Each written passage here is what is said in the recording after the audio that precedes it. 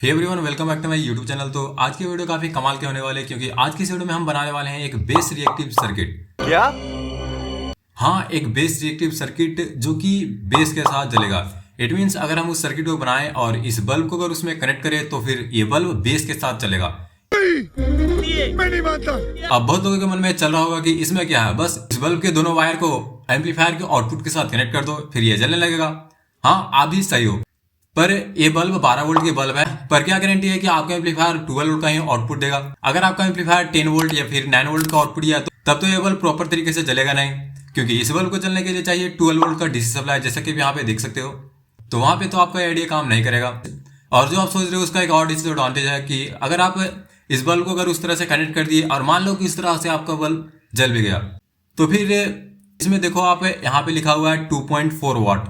तो अगर आप इन दोनों बल्बों को कनेक्ट कर दोगे लगभग 5 वाट आपका इस बल्ब में चला जाएगा, जो कि स्पीकर में जाना चाहिए। पर 5 वाट तो आप इन्हें दोनों बल्बों को दे दोगे तो फिर स्पीकर को चलाओगे कैसे? मान लो आपके पास 40 का एम्पलीफायर बोर्ड है और उसमें से अगर आप आउटपुट की बात करें तो उसमें से मात्र 10 वोल्ट तक का आउटपुट निकलता है, तो उससे तो यह बल्ब जलेगा नहीं। पर मान लो किसी केस में आपका बल्ब जल गया, आप 10 वोल्ट का बल्ब लगा दिया और आपका बल्ब जल गया, पर जो 44 का एम्पलीफायर बोर्ड होता है उसमें से 19 वाट का आउटपुट निकलता है। अब 19 वोल्ट में से अगर आप इन दोनों बल्बों को कनेक्ट कर दिए तब तो 5 वाट तो चला जाएगा, तो कितना बचेगा? अप्रोक्स 14 वाट। हाँ, 14 वाट के लगभग आप स्पीकर को चला सकते हो। मतलब कि आपके पास मात्र 14 वाट ही बचेगा जिससे आप अपने स्पीकर को चला सकते हो। तो इस तरह से अगर आप मान लो 4-5 बल्ब लगा दिए फिर तो आप भूल जाओ कि आपका स्पीकर चलेगा। तो इसी प्रॉब्लम को देखते हुए आज हम एक सर्किट बनाएंगे जिससे आप एक दो नहीं बल्कि 10, 15, 20 मतलब जितने चाहो उतने बल्ब जला सकते हो आप अपने हिसाब से। तो चलिए फटाफट से इसे बनाना शुरू करते हैं बिना देरी किए। तो इस सर्किट को बनाने के लिए पहले बात तो हमें इस तरह के बल्ब चाहिए जिसे हम जला सकते हैं बेस के साथ, और दूसरा हमें चाहिए एक एन टाइप का मॉसफेट। अब देखो, आप टेंशन मत लो, आपके पास अगर ये मॉसफेट है तो भी सही, नहीं तो मैं आपको बता दूंगा कि ये मॉसफेट आपको कहाँ मिलेगा और आप इस मॉसफेट को कैसे पहचान सकते हो कि ये एन टाइप का ही मॉसफेट है। तो ज्यादा टेंशन मत लो, बस वीडियो को पूरा देखो, अच्छे से बताऊंगा। ये दो चीज हो गया। अब एक चीज और हमें चाहिए जो कि है एक 12 वोल्ट का पावर सप्लाई। इसी 12 वोल्ट के पावर सप्लाई से मैं इस बल्ब को जलाऊंगा। देखो, अगर आपके पास 12 वोल्ट का बल्ब है तब तो आपको 12 वोल्ट का पावर सप्लाई चाहिए। अगर आपके पास 5 वोल्ट का बल्ब है तो आप 5 वोल्ट का पावर सप्लाई ले सकते हो, लेकिन मेरे पास 12 वोल्ट का बल्ब है इसलिए मैं 12 वोल्ट का पावर सप्लाई ले रहा हूँ। तो चलिए हम आपको एक एक करके बताता हूँ कि ये तीनों सामान आपको कहाँ मिलेंगे और आप इसे कैसे पहचान सकते हो। तो सबसे पहले हम बात करते हैं इस मॉसफेट के बारे में। एक एन टाइप का मॉसफेट है। अब मेन दिक्कत है कि ये मॉसफेट हमें मिलेगा कहाँ। तो जरूरी नहीं है कि आपको यही नंबर का मॉसफेट मिले, आप किसी भी प्रकार का मॉसफेट ले सकते हो, बस एन टाइप का मॉसफेट होना चाहिए। तो आप किसी भी प्रकार के एसएमपीएस या फिर इन्वर्टर के सर्किट में भी ये मॉसफेट लगा होता है और बहुत सारी जगहों पर आपको मॉसफेट देखने को मिल जाएंगे। और अगर आपको नहीं मिल रहा है तो आप किसी भी इलेक्ट्रॉनिक शॉप पर जाना और वहाँ पे बोलना मुझे P55 का मॉसफेट चाहिए, या फिर Z44N भी बोलना, तो वो भी मॉसफेट एन टाइप का ही मॉसफेट होता है। और इन दोनों मॉसफेटों का यूज जनरली इन्वर्टर के सर्किट में किया जाता है। वैसे अगर आपके पास कबाड़ में इन्वर्टर का सर्किट है तो आप उससे आराम से बना सकते हो। अब मान लो आपको एक इस तरह का मॉसफेट मिल गया, अब आपको समझ में नहीं आ रहा है कि वो एन टाइप का मॉसफेट है या फिर नहीं, क्योंकि मैंने बताया कि आपको इन्वर्टर का सर्किट या फिर किसी भी एसएमपीएस में मिलेगा। तो मान लो आपके पास इन्वर्टर का सर्किट भी नहीं है और एसएमपीएस भी नहीं है, किसी दूसरे सर्किट से आपने इस मॉसफेट को निकाला है, तो आपको कैसे पता चलेगा कि मॉसफेट एन टाइप का ही मॉसफेट है? तो सिंपली आपको इसके नंबर को गूगल पर सर्च करना है। आपको जैसे ही गूगल पर सर्च करोगे तो आपको वहाँ पे देखने को मिल जाएगा कि ये एन टाइप का मॉसफेट है या फिर नहीं। जैसे कि अगर आप इस मॉसफेट के नंबर को देखोगे तो यहाँ पे लिखा हुआ है JCS5N50CT। अब मैं अगर इस नंबर को गूगल पर सर्च करता हूँ तो वहाँ पे मुझे क्लियर देखने को मिलता है कि एक एन टाइप का मॉसफेट है। तो बस हमें एक एन टाइप का मॉसफेट चाहिए। अब इसका तो पता चल गया कि एन टाइप का मॉसफेट आपको कहाँ मिलेगा। और इस तरह के बल्ब आपको किसी भी इलेक्ट्रॉनिक शॉप से खरीदना पड़ेगा, जो किसी भी तरह के बल्ब को खरीद सकते हो, बस आपका पावर सप्लाई और बल्ब दोनों सेम होना चाहिए। और इस तरह का पावर सप्लाई आपको जुगाड़ करना पड़ेगा कहीं से भी, या तो आप कबाड़ से जुगाड़ करो या फिर किसी इलेक्ट्रॉनिक शॉप से खरीद के लाओ। कताई करो तेरी बहन को। और अगर आपके पास ना ही तो ये बल्ब है और ना ही ये सर्किट, तो आप 5 वोल्ट का एडेप्टर का भी यूज कर सकते हो, जो जिससे हम मोबाइल को चार्ज लगाते हैं, आप उसका भी यूज कर सकते हो, पर उसके लिए आपके पास 5 वोल्ट का बल्ब भी होना चाहिए। तो चलिए इसे बनाना शुरू करते हैं। तो इसे बनाने के लिए सबसे पहले तो हमें इस मॉसफेट के बारे में जानना पड़ेगा। तो एक एन टाइप का मॉसफेट है, इसमें 3 पिन होते हैं, एक गेट, दूसरा ड्रेन और तीसरा सोर्स।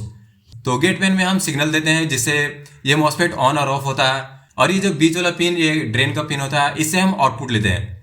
और ये जो लास्ट वाला पिन है इसे सोर्स का पिन बोलते हैं, इसमें हम नेगेटिव सप्लाई को देते हैं। तो ये मॉसफेट काम कैसे करता है वो मैं आपको बताता हूँ। अगर आप इस मॉसफेट पर पॉजिटिव सप्लाई दे दोगे तो ये ऑन हो जाएगा, और अगर आप इस पर नेगेटिव सप्लाई दोगे तो ये ऑफ हो जाएगा।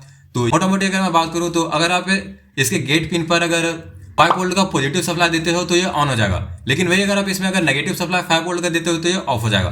तो इसी प्रिंसिपल का यूज करते हुए हम इस सर्किट को बनाएंगे। तो चलिए फटाफट से बनाना शुरू करते हैं। वैसे तो बस इस मॉसफेट का ही काम है और इसी में सारे कनेक्शन हमें करना है।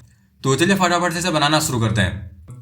तो मैंने आपको मॉसफेट के बारे में बताया कि इसका जो लास्ट वाला पिन होता है वो सोर्स का पिन होता है। इसका मतलब हमें पावर सप्लाई का नेगेटिव वायर इसमें कनेक्ट करना पड़ेगा। मेरा पावर सप्लाई और इसमें मैं इसमें नेगेटिव वाले वायर को इसमें कनेक्ट करूंगा। तो इसमें नेगेटिव वाला वायर कनेक्ट हो चुका है। तो इस मॉसफेट में यहाँ पे ग्राउंड का वायर कनेक्ट होता है। तो इसका मतलब हमें यहाँ जो सप्लाई मिलेगा आउटपुट में वो भी नेगेटिव का सप्लाई मिलेगा। तो इसलिए हम इस बल्ब के नेगेटिव वाले वायर को इसके आउटपुट में कनेक्ट करेंगे। मैंने इसमें कनेक्ट कर दिया, आउटपुट भी हमारा हो गया। अब इस बल्ब का नेगेटिव इसमें कनेक्ट हो गया। अब बचा हमारा पावर सप्लाई का पॉजिटिव वाला वायर और इस बल्ब का पॉजिटिव वायर। तो इन दोनों वायरों को मैं साथ में कनेक्ट कर देता हूं। तो इसमें भी कनेक्ट हो चुका है। अब हमें इसमें इनपुट देना है। इसमें इनपुट आप अपने हिसाब से दे सकते हो। मान लो आपके पास एक एम्पलीफायर है जो कि एक चैनल में सिर्फ बेस देता है और दूसरे चैनल में सिर्फ आवाज। तो अगर आप इसमें बेस वाले वायर को कनेक्ट करते हो तो ये बल्ब भी बेस के साथ चलेगा। और अगर आप इसमें आवाज वाले वायर को अगर इसमें मतलब कि जो सैटेलाइट स्पीकर का वायर अगर इसमें कनेक्ट करते हो तो ये आवाज के साथ चलेगा, जो कि उतना अच्छा लगेगा नहीं देखने में, पर आप उसको भी कनेक्ट कर सकते हो। मेरे पास जो एम्पलीफायर बोर्ड है वो है 4440 का एम्पलीफायर बोर्ड और उसमें मैंने अटैच किया है 2030 का एम्पलीफायर बोर्ड। और 2030 का एम्पलीफायर बोर्ड में लगा होता है LM4558 ऐसी, जो कि लो पास फिल्टर का काम करता है, जिसे हमें सिर्फ एक चैनल में बेस और दो चैनल में सिर्फ सैटेलाइट स्पीकर के लिए आवाज देखने के लिए मिलता है। तो मैं बेस वाले वायर को इसमें कनेक्ट करूंगा। और हाँ, इसमें जो वायर हमें कनेक्ट करना है वो एम्पलीफायर से निकलने वाले आउटपुट का वायर इसमें कनेक्ट करना है। अगर आप अपने एम्पलीफायर के आउटपुट वायर को अगर इसमें लगाओगे तो आपके एम्पलीफायर पर कोई भी किसी भी प्रकार का इफेक्ट नहीं पड़ेगा। मतलब थोड़ा बहुत इफेक्ट पड़ेगा, मतलब ना के बराबर इफेक्ट पड़ेगा। मतलब आपका स्पीकर मतलब जो आउटपुट है वो घटेगा नहीं, सेम टू सेम उसी तरह रहेगा जिस तरह के पहले चलता है। तो बस हमें इसमें इनपुट का सप्लाई देना है। तो इस गेट वाले पिन पर हमें एम्पलीफायर से निकलने वाले पॉजिटिव सप्लाई को देना है और इस लास्ट वाले पिन पर हमें एम्पलीफायर का ग्राउंड को कनेक्ट करना है। तो मेरे पास तो 4440 का एम्पलीफायर बोर्ड है, तो मैं उसके आउटपुट को पहले इसमें कनेक्ट करता हूँ। ये रहा मेरा एम्पलीफायर से निकलने वाले आउटपुट का वायर जिसमें सिर्फ बेस आता है। तो मैं आपको एक बार चेक करके दिखा देता हूँ कि इसमें सिर्फ बेस आ रहा है, क्योंकि इसी वायर को मैं इसमें कनेक्ट करने वाला हूँ। तो ये रहा मेरे पास स्पीकर, इसी से मैं चेक करने वाला हूँ कि हाँ इसमें सिर्फ बेस आ रहा है।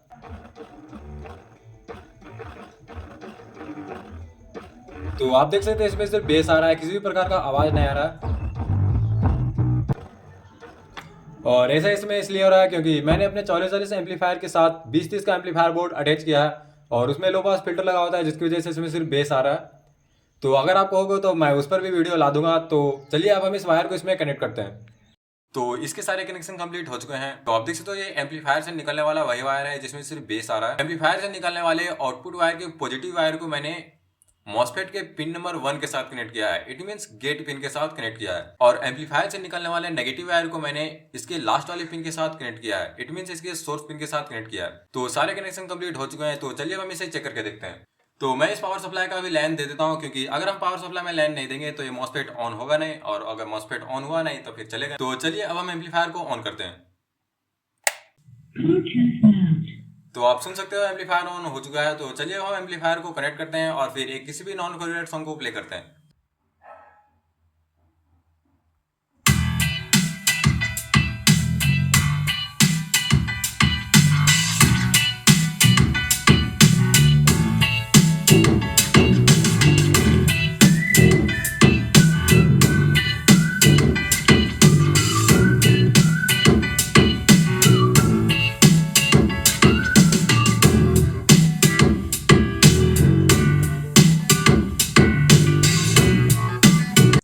तो आप देख सकते हैं कितने अच्छे तरह से वर्क कर रहा है। आपको ये लाइट थोड़ा सा अजीब तरह से दिख रहा होगा क्योंकि इसका रिफ्लेक्शन मेरे फोन में अच्छे से कैप्चर नहीं हो पा रहा है। सो इसीलिए इस तरह से आपको दिख रहा होगा शायद अजीब तरह से। तो अगर आप इसको अपने रूम में लगा दोगे और फिर लाइट को ऑफ कर दोगे, फिर आपको उसी तरह का फील आएगा जैसे डीजे का फील आता है, बिल्कुल उसी तरह से चले। तो मैं एक बार लाइट को बंद करके उसके बाद आपको दिखाता हूँ। Okay. तो सारे लाइट मैंने ऑफ कर दिए हैं। तो चलिए हम सॉन्ग को प्ले करते हैं।